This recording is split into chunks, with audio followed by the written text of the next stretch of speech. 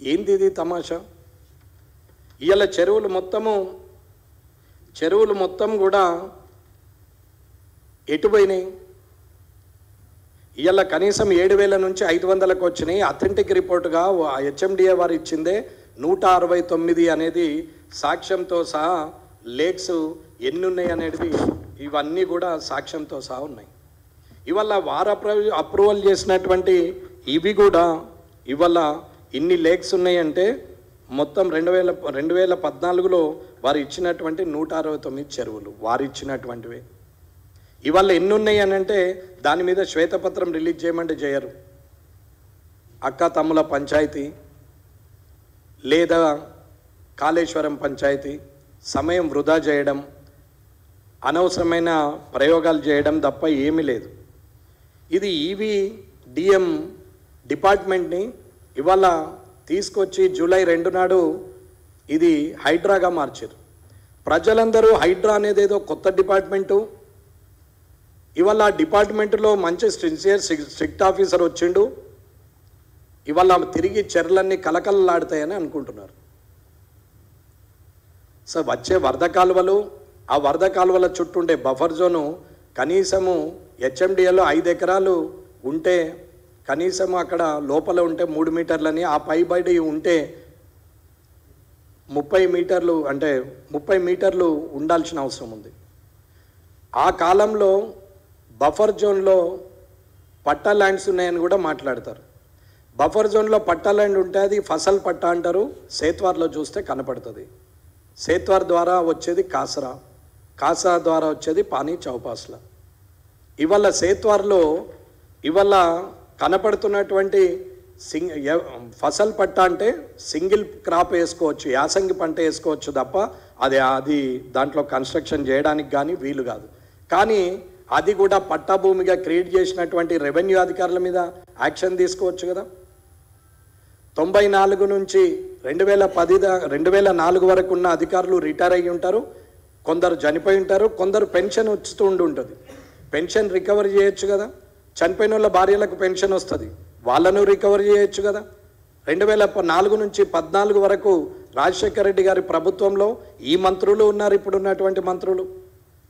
మరి అప్పుడున్న అధికారులు కూడా కొందరు రిటైర్ స్టేజ్లో ఉండి ఉంటారు, కొందరు రిటైర్ అయ్యి ఉంటారు.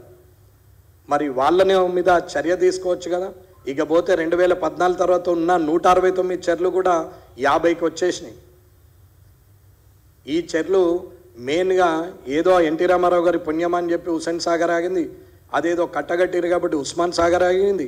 కానీ అక్కడున్న జల్లకుంట చెరువు కానీ, అక్కడ ఉన్నటువంటి కుత్బుల్లాపూర్లో ఉన్నటువంటి కుంటల్ చెర్లు కావచ్చు, లేకపోతే బాచుపల్లిలో నిజాంపేటలో ఉన్నాయి కావచ్చు, కూకట్పల్లి కావచ్చు, ఆ నల్ల చెరువు కావచ్చు, అక్కడ ఉన్నటువంటి మీరనే ఉస్మాన్ సాగర్ కావచ్చు, మీరలం చెరువు కావచ్చు, ఇట్లా మాట్లాడుకుంటూ పోతే ఎన్నో చెరువులు ఉన్నాయి. అసలు హైడ్రా ఎక్కడ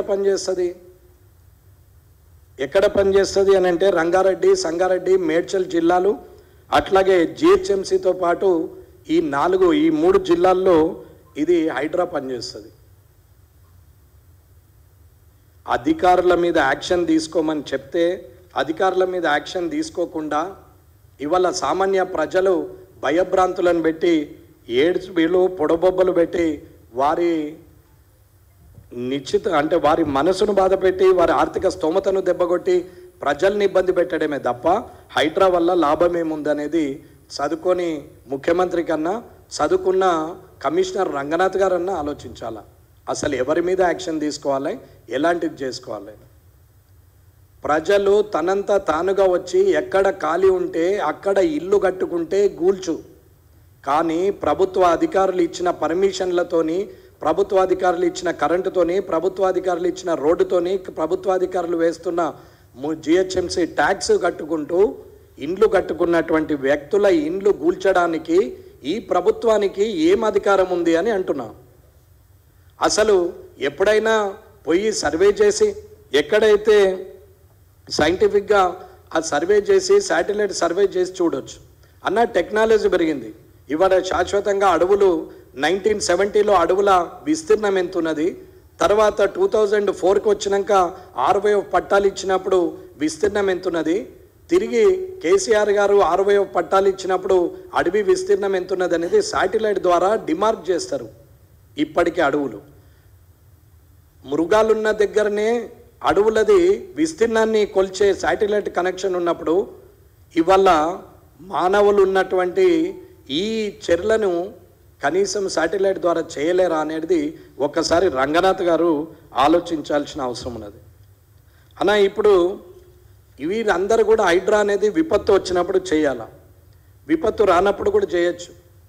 వీరు జిహెచ్ఎంసీ వాళ్ళతోని కానీ హైదరాబాద్ డెవలప్మెంట్ అథారిటీతోని కానీ అక్కడే ఏదైతే మున్సిపాలిటీలతో కానీ కార్పొరేషన్లు, గ్రామ పంచాయతీలు, Jalamandali, HMDA, GHMC, Hyderabad metro, growth corridor, మూసినది అభివృద్ధి, విపత్తు శాఖ, అట్లాగే అడవులు, పట్టణం, జీవన వైవిధ్యం, నీటిపారుదల శాఖలతోని హైడ్రా కమిషనర్ గారు కోఆర్డినేట్ చేస్తూ చేయాల్సినటువంటి కార్యక్రమాన్ని అమాయకులైనటువంటి ప్రజలు కొన్న ఆస్తుల మీద ధ్వంసం చేయడానికి మాత్రమే ఉపయోగిస్తున్నటువంటిది హైడ్రా అని నేను అంటున్నాను. అన్న ఒక పొలిటీషియన్ది 10 అంతస్తుల బిల్డింగ్ ఉందనుకుందాం, వాడిది ఏం పోయిందన్న 10 మందిని ముంచి కట్టింది. ఇది కాకపోతే ఇంకో 5 సంవత్సరాలకు గెలుస్తాం, మళ్ళీ ఒకటి కబ్జా పెడతాం, మళ్ళా కడతాం, మళ్ళీ 100 సంపాదిస్తాం. పోనీ ఒక బ్యూరోక్రాట్దన్నా చూసుకుందామంటే నాదేముందన్నా 4 పర్మిషన్లు ఇస్తే 40 కొనొచ్చు, పోతే పోయిందని ఆయన ఊరుకుంటాడు. పోనీ రియాల్టర్ని చూద్దామని అంటే లీడర్ ఉన్నాడు, బ్యూరోక్రాట్ ఉన్నాడు, పొలిటీషియన్ ఉన్నాడు, నాదేముంది ఇయ్యాల కాకపోతే రేపు సంపాదించుకుంటానే అనుకుంటాడు. బిల్డర్ ఉన్నాడు అని అనుకుంటే 2 సంపాదించినా 3వ దాంట్లో పోయింది, 4వది పుట్టుకూర పుక్కానికి లీడర్కు డబ్బులు ఇచ్చి అధికారులకు డబ్బులు ఇస్తే తిరిగి 2 సంవత్సరాల తర్వాత అదే జాగాలో మళ్ళీ కొత్త ప్రభుత్వం పర్మిషన్ ఇస్తుంది.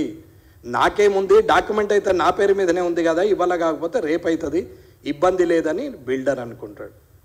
కానీ ఈఎంఐ కట్టే మామూలు ఉద్యోగి, చిన్న చిన్న వ్యాపారం చేసుకుంటారు, చిన్నగా పల్లెటూళ్ళ నుంచి వచ్చి హైదరాబాద్లో బతుకుతున్న 75% జనసాంద్రత అది రూరల్ ఏరియా నుంచి వచ్చిన వారే, మీతో సహా నాతో సహా ఇక్కడున్న సగం మందితో సహా అందరూ కూడా ఇవాళ కొని కట్టినటువంటి ఇళ్లను గులగొడితే వీళ్ళెక్కడి నుండి సంపాదిస్తారు? గతం జరిగిపోయిన జీవితం 20 సంవత్సరాల జీవితాన్ని ఎక్కడి నుండి తీసుకొస్తారు వీళ్ళు?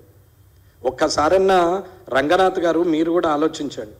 అన్న ఎవరు తప్పు చేస్తే వారిని శిక్షించడానికి మీకు నేను కూడా మద్దతుగానే చెప్తాం. నేను కూడా నీతిగా నిజాయితీగా ఉండాలి, రాజకీయాల్లో మార్పులు ఉండాలి, అధికారులలో మార్పు రావాలని కోరుకునే వ్యక్తినే. కానీ ఏమీ లాభం లేని పరిస్థితి. హైడ్రా అంటే విపత్తు వచ్చినప్పుడే చేయాల్సిన కాకుండా ఇన్ని 15-20 డిపార్ట్మెంట్లను కోఆర్డినేషన్ చేస్తూ ఆఖరికి హోర్డింగ్లు, ఫ్లెక్సీలను కూడా నియంత్రణ చేసే అధికారం హైడ్రాకు ఉంటుంది. అట్లాంటి హైడ్రా తాగునీటి పైప్లైన్ కానీ, డ్రైనేజ్ సిస్టమ్ కానీ, పవర్ డిస్ట్రిబ్యూషన్ లైన్స్ కానీ ప్రతి దాంట్లో కూడా వాళ్ళు హైడ్రా వాళ్ళు ఇన్వాల్వ్ కావచ్చు. అంటే ఈవీ అండ్ డిఎం వాళ్ళైనా హైడ్రా వాళ్ళైనా అన్నీ అవే. కొత్తగా ఏమి చుక్కల్లోకెళ్ళి రాలి పడలేదు, కొత్తగా అరిచేతిలో నుంచి ఊడి పడలేదు డిపార్ట్మెంట్. ఈ డిపార్ట్మెంట్లో ఆల్రెడీ ఉన్నాయి. జీవోల మార్పిడి వల్ల కొన్ని కొత్త అధికారాలు వస్తాయి, అది ఎలాగైనా ఉంటుంది. ఒక్కసారి రేవంత్ రెడ్డి గారు శ్వేతపత్రాలు మీకు ఎట్లాగో అలవాటే, అసెంబ్లీలో అన్ని శ్వేతపత్రాలు వదిలేసిర్రు, పర్వాలేదు. చిప్ప చేతిలో పెట్టిన టీఆర్ఎస్ మీద శ్వేతపత్రం బాగానే రిలీజ్ చేసిరు. ఎలక్ట్రిసిటీ శ్వేతపత్రం ఇచ్చారు, కాళేశ్వరం శ్వేతపత్రం ఇచ్చారు, ఫైనాన్షియల్ దానికి ఆర్థిక శాఖ శ్వేతపత్రం ఇచ్చారు, అన్ని శ్వేతపత్రాలు ఇచ్చారు. ఒక్కసారి దయచేసి మీకున్న అధికారాన్ని అంతా కూడబలుక్కొని 94 నుంచి 2004 వరకు ఉన్నటువంటి ప్రభుత్వంలో ఎన్ని చెరువులు ఉండే, ఎన్ని పర్మిషన్లు వచ్చారు, ఇచ్చిన పర్మిషన్లు ఎంతవరకు నిజాయితీగా ఉన్నాయి, అవి అన్నీ అక్రమ కట్టడాలా, సక్రమ కట్టడాలా, అధికారుల తప్పిదం వల్ల జరిగిన కట్టడాలు అనేది ఒక్కసారి చూస్తే 2004 నుంచి 2014 వరకు రాజశేఖర రెడ్డి గారి గవర్నమెంట్లో ఎన్ని ఇచ్చారు, ఇప్పటి ప్రశ్నలే అవే ప్రశ్నలు. అలాగే 2014 నుంచి